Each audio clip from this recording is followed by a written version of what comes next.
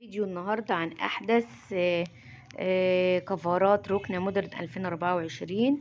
عن كفرات ركنة تركي، أحدث الموديلات، الكفرات، ألوان عصرية، تصاميم مبتكرة، ديكورات عصرية، إن شاء الله ألوان جريئة لكفرات الركن 2024. يلا بينا نخش على الفيديو. في الفيديو دوت هاخدكم في جولة ممتعة لاكتشاف أحدث صيحات كفرات الركنة المودرن لعام 2024.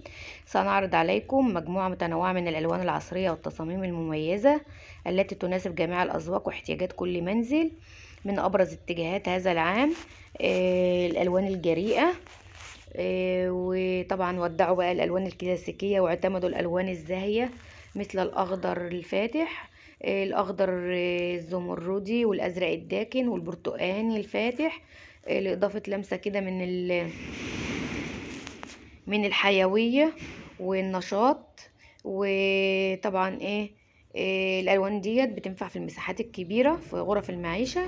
وطبعا عندك بقى النقوش بقى الهندسيه، برضو بتضفي النقوش الهندسيه لمسه من الاناقه والفخامه على ديكور منزلكم اذا اخترتي النقوش الهندسيه او الخطوط المتقطعه والمربعات او المثلثات في الكفرات. برضو بتدي رونق جميل كده للكفر وديكور المنزل.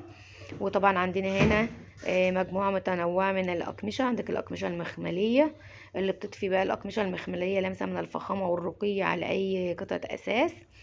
وطبعا بتبقى الأقمشة المخملية دي ناعمة جدا وتحسسك بالراحة كده والدفء. وطبعا دي بتنفع في جميع يعني في جميع محاذات غرف المعيشة، وتنفع لكل ترضي كل الأذواق. بس هو منها بتبقى التكلفة بتاعتها بتبقى عالية جدا عشان طبعا القماش المخمل بيبقى غالي جدا. عندك بقى في طبعا غير القماش المخمل في انواع كتير من الاقمشه. في عندك القماش الجكار الساده والجكار المنقوش، وفي الجكار القطيفه والجكار الاستريتش، وفي القطيفه الاستريتش والقطيفه المنقوشه والساده.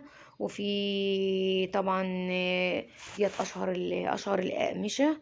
وطبعا دي كلها بتتعمل منها كفرات ركنه جميله، وطبعا كلها بتناسب جميع الأذواق. وطبعا في ناس لسه بتحب الأذواق الكلاسيكية، فطبعا الأذواق الكلاسيكية بتبقى كلها ألوان هادية، البيج والرصاصي، وبتبقى الألوان الهادية ديت يعني كل واحد حسب ذوقه. أنا جايبه لكم تشكيلة جميلة جدا تنفع ترضي جميع الأذواق من كفرات الركن المودرن. طبعا عندك هقولك بقى بعض النصايح اللي انت تراعيها وانت بتشتري كفر الركنة. اول حاجة اللي انت تكوني عاملة الميزانية لكفر الركنة على قد الميزانية اللي انت عايزاها تجيبي كفر الركن. طبعا هتراعي اول حاجة مساحة الكفر مع مساحة الركنة بتاعتك، اللي هما الاتنين يكونوا متناسبين.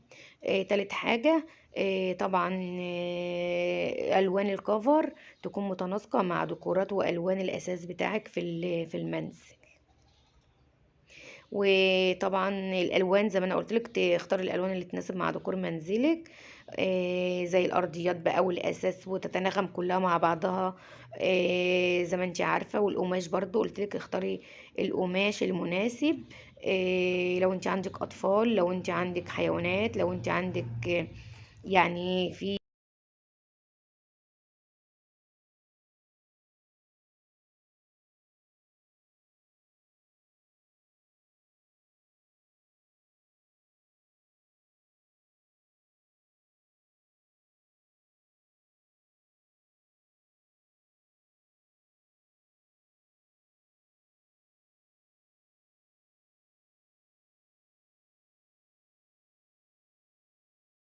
لايك وسبسكرايب للفيديو وشير لكل اصحابكم عشان الفيديو يوصل لاكبر عدد من الناس يستفيدوا منه. لو عندك اي سؤال اي استفسار يا ريت تكتبي لي في التعليقات وهرد عليكي. طبعا ديت يا رب اتمنى اللي يكون فادتكم وانتوا بتشتروا كفرات الركنه الجميله كده والالوان الجميله. وطبعا دي صيحات الديكور الجديده، فاستمتعوا بتجربه بقى اللي انت تشوف الكفرات وهنا وتروحي بقى تشتري اللي يناسب ذوقك واحتياجاتك وتضيفي لمسة مميزة كده على ديكور منزلك. واشوفكم على خير في فيديوهات قادمة، والسلام عليكم ورحمة الله وبركاته.